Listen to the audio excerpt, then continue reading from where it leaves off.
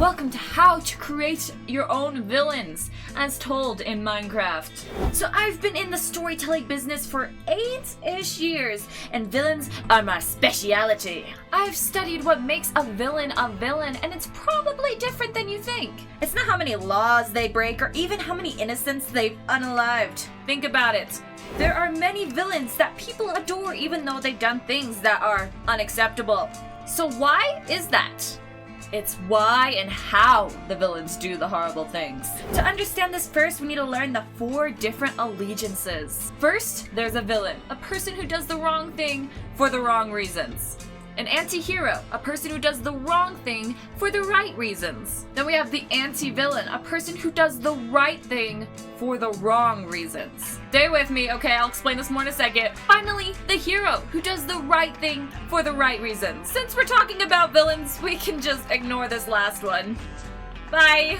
And the 2 middle ones, they can stay, but only the villain sides, so it's nothing personal. It's nothing personal. Now, I've had to label what each of these villains make you feel.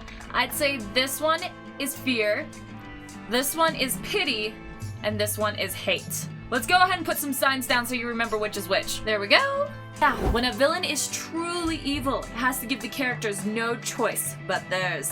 I like to call this the beast philosophy from Over the Garden Wall. Here is the quote that I am referring to.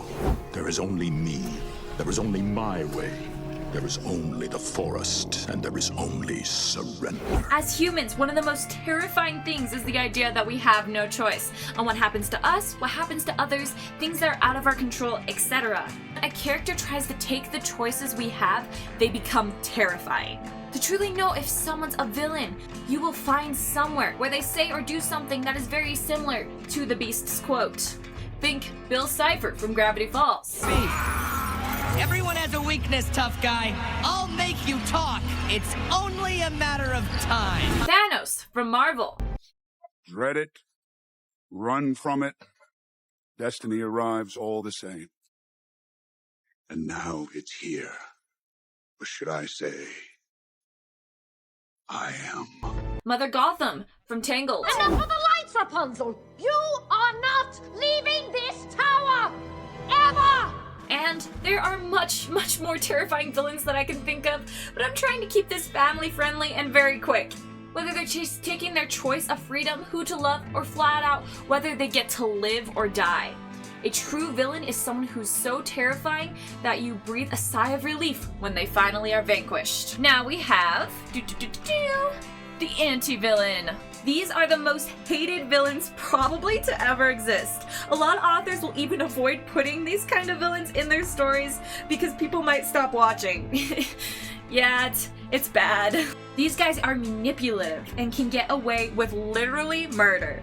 The quote I would say to look for in these ones' actions or words is, "I'm trying to make things better." But like in the most evil way possible. Think Umbridge from Harry Potter. I want you to write, "I must not tell lies." Well, let's say for as long as it takes for the message to sink in. John Walker from Falcon and the Winter Soldier. I only ever did what you asked of me, what you told me to be and trained me to do, and I did it. And I did it well. Judge Claude Frodo from Hunchback of Notre Dame. It's I alone whom you can trust in this whole city. I am your only friend. And Lord Farquaad from Shrek. Some of you may die, but it's a sacrifice I am willing to make. Granted, I don't know if I exactly loathe Farquaad because he's kind of funny. I can bet you no one even batted an eye when he was literally eaten by a dragon on screen. Doing the right thing for the wrong reasons and getting away with it messes with our heads so bad because as humans, we crave a sense of fairness. And this absolutely goes against it. So this is why we hate these kind of villains so much. Which is kind of weird because if I ever talk about it, the hero version is actually one of the most loved characters. You know, that'll be a later video. And last but certainly not least, we have the most loved villains of all time, the anti-heroes. These are the villains that do horrible things for the ones they love or for good core beliefs. The quote I would look for in the characters to try to figure out if they're an anti-hero is probably, I'll do anything to make things better, but what if it's not enough? Something along those lines. Guys, they're still bad people. you guys. I don't know why you stand up for them all the time. Of course, I'm one to talk. Think Loki? Oh, it's raining! Think Loki or Wanda from Marvel. Why you favored Thor all these years? Because no matter how much you claim to love me, you're gonna never have a frost giant sitting on the throne of Asgard. I blew a hole through the head of the man I loved. And it meant nothing. Caine from the Amazing Digital Circus. Exit, they want answers, they want something real. I give them an adventure that covers all of that and they still hate it? Surely they don't want to actually leave me. Anxiety from Inside Out 2. You have to score, Riley, or this will all have been for nothing. And Ginu from K-pop Demon Hunters. I'm very sorry if I pronounced that wrong. You're a demon, just like me. All we get to do is live with our pain, our misery. I bet not single one of these characters you absolutely loathe. You might not be the best fans of them, but you're not loathing them, are you? And some of them you probably adore. Or you know someone who does adore them. And that is because we feel pity for them. For example, Ginu killed thousands of people in that movie. He was the reason thousands of people died. While the Beast from Over the Garden Wall didn't directly kill anyone in the entire series. But I was much more terrified of the Beast when I watched Over the Garden Wall for the first time compared to when I watched K-pop Demon Hunters with Ginu.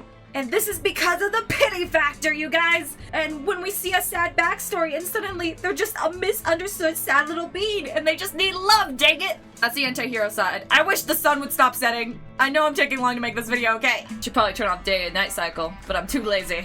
Now let's learn where people have put this into play. As you may have noticed, a lot of those characters we were talking about don't actually perfectly fit into their sections. Like, they may have one point, but they don't always. And that's because, especially for longer stories, if it's not just one movie, they kinda have to switch around because it would just become boring. And as humans, we don't just stay on one mind track the whole time, you know? That'd be weird and be boring and they wouldn't feel real at all. Let's grab one of my favorite examples of someone who has been through all three of these villain types. The Tooth Man himself. Let's go through and find a moment where he switches to each of the villain types. He does switch like a lot through the show, but we're just gonna pick one of each. I think for most of the series he's very anti-hero, that's why I put him in that section, but I feel like it really shines through in episode 3. With his Zubul therapy session, I don't think there was very many Caine haters in this episode, even though he literally dragged Kinger and Pomni to the underworld. This is because of him trying desperately to get Zubul to like him. So let's find our anti-hero quote, which, just a reminder, is I'll do anything to make things better, but what if it's still not enough? It's all I exist to do, all I'm good at. And, what you're saying could imply that I'm bad at the only thing I'm good at, and that... that'd be... And there we have it. I feel like episode 7 is the embodiment of doing the right thing for the wrong reasons. He is giving them a hypothetical exit, but it doesn't actually work, and it's only there to convince them to stay forever. Let's find the anti-villain quote. Just a reminder again, I'm just trying to make things better. I'm so glad we understand each other a little more. I really am trying my best to make you guys happy, and being appreciated for that just makes me want to... There it is. I think this is honestly a big part of the reason why everyone hated Caine so much after this episode. Because he really leaned into his anti-villain. Lastly, his villain arc. Obviously, episode 8. Though I feel like he switches through all 3 in this last episode a lot. Let's figure out where exactly he becomes a villain. So, let's find our beast quote. There is only me, there is only my way, there's only the forest, and there is only surrender. They won't abstract, they won't leave me. I won't let them! I'm better! Honestly, not that hard. We could have probably all guessed if you watched the show where that was. Though I would argue he ends up dying an anti-hero, but that's a story for another time. Now that you're all equipped, oh my goodness, there's a sheep following me. Don't follow me! Now that you're all equipped with this knowledge, go my friends. Go make your characters do crime. To see me do a part 2 with the hero side of all this, please subscribe, share, and hype this video. Also, if you have more to add to this or disagree with some of where I put some of these villains, let me know in the comments. Thank you all so much for watching. If you enjoyed this video, you also enjoy that one in the corner. Goodbye! Also, if you could read my book, available on Amazon, or check out my art commissions on Artistry, or thirdly, go check out my website for my merch shop. It would be amazing and mean the absolute world to me. Thanks, guys!